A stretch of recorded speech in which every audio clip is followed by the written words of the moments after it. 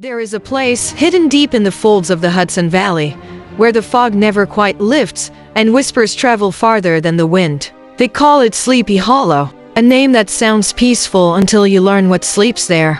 Long before the highways and headlights, this valley was a cradle of superstition. The locals spoke in low voices of spirits wandering the fields, of phantom riders galloping through the mist, and of one ghost in particular, the Headless Horseman. Some say he was a Hessian soldier, beheaded by a cannonball during the Revolutionary War. Others believe he's something older, darker, born from the land itself. But whatever truth lies buried beneath those autumn leaves, his presence has never faded.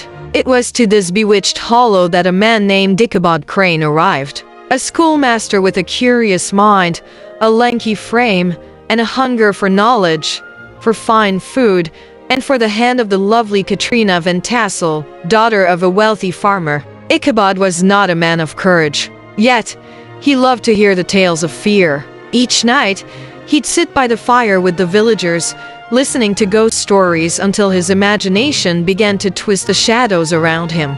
And in Sleepy Hollow, there were always shadows. The rustle of the trees was never just the wind. The distant hooves were never simply travelers on the road. And as autumn deepened, the air itself seemed to watch and whisper. It was said that the Headless Horseman rode each night searching for his lost head, cut down in battle and buried somewhere near the old churchyard. His hollow neck glowed faintly in the moonlight, and his steed thundered through the forest like the heartbeat of death itself. Those who crossed his path were never seen again. Yet Ichabod, proud in his learning, thought himself above such nonsense. Until the night came when he learned that even the educated can be haunted. For in Sleepy Hollow, the boundary between the living and the dead is as thin as the morning mist. And when the fog rolls in, the horseman rides once more. Night in Sleepy Hollow was not like night anywhere else.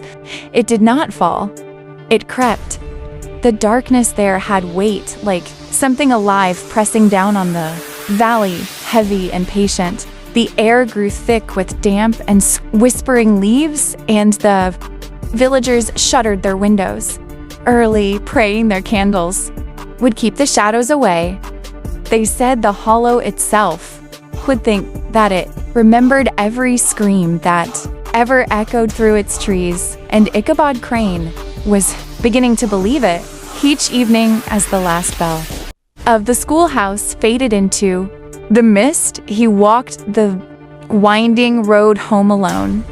His lantern swung weakly in the cold wind, casting long, nervous shadows that danced across the gnarled roots of ancient trees.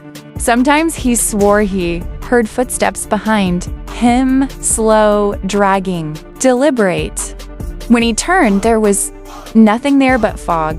The branches bent low, whispering secrets he didn't want to hear. The crickets stopped singing when he passed, and even his own footsteps sounded wrong. Too hollow, too far away. Villagers, said the spirits, followed anyone who didn't belong. And Ichabod never truly belonged. He told himself it was foolishness. That fear lived only in the mind. But each night when he reached his door, he'd glance once more toward the woods, half expecting to see something move in the blackness. It was always empty, until one night, it wasn't.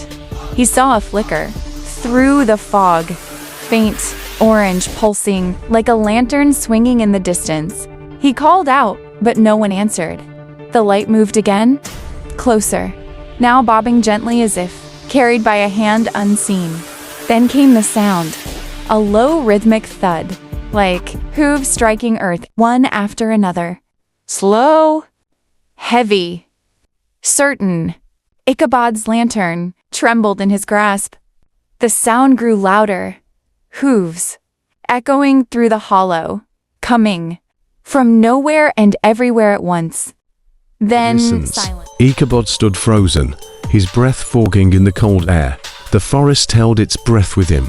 He could still feel it, the echo of hooves that no longer sounded. The ghost of something just beyond sight. The mist slithered between the trees, clinging to his coat.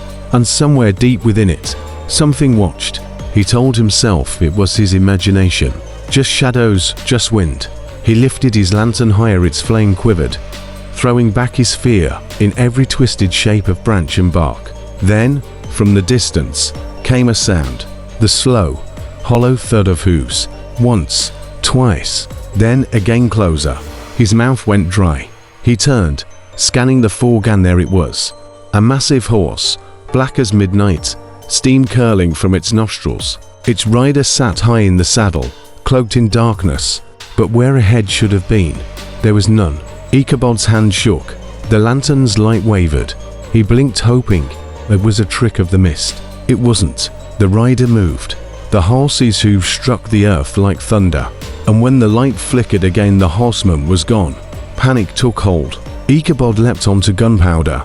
Go, he gasped. Go. The old horse bolted, hooves pounding the crooked path. Behind them came another rhythm, deeper, heavier, relentless. Branches whipped past. The moon broke through the clouds, silver light slicing through the fog. The horseman burst from the shadows, cloak flying, sword raised high, firelight glinting off its blade. In his other hand, a jack-o'-lantern burned with wicked light, its grin twisted and alive. Ichabod clung to his horse, his heart hammering like a drum. The forest roared with hooves and whined, every breath a prayer. The bridge, if he could just reach the bridge, the ghost couldn't follow. Gunpowder stumbled, then pushed harder. The wind screamed his name, voices whispering through the trees. The horseman drew closer, sword flashing. The lantern flame flickered wildly in Ichabod's grasp. Faster, he cried, his voice breaking. Through the fog, the bridge appeared moonlit, gleaming like salvation. They thundered across. Ichabod dared to look back. The horseman rose in his saddle, sword in one hand, the flaming pumpkin in the other, and with a sound like the world itself tearing open, he hurled it. A burst of fire, a scream, then nothing. When dawn came, the villagers found the bridge empty. Ichabod Crane was gone. Only his hut remained, and the shattered pumpkin, still warm to the touch. And on nights when fog crawls low through the valley, they say you can still hear the hooves, pounding, hunting, never resting, because in Sleepy Hollow, the horseman rides forever.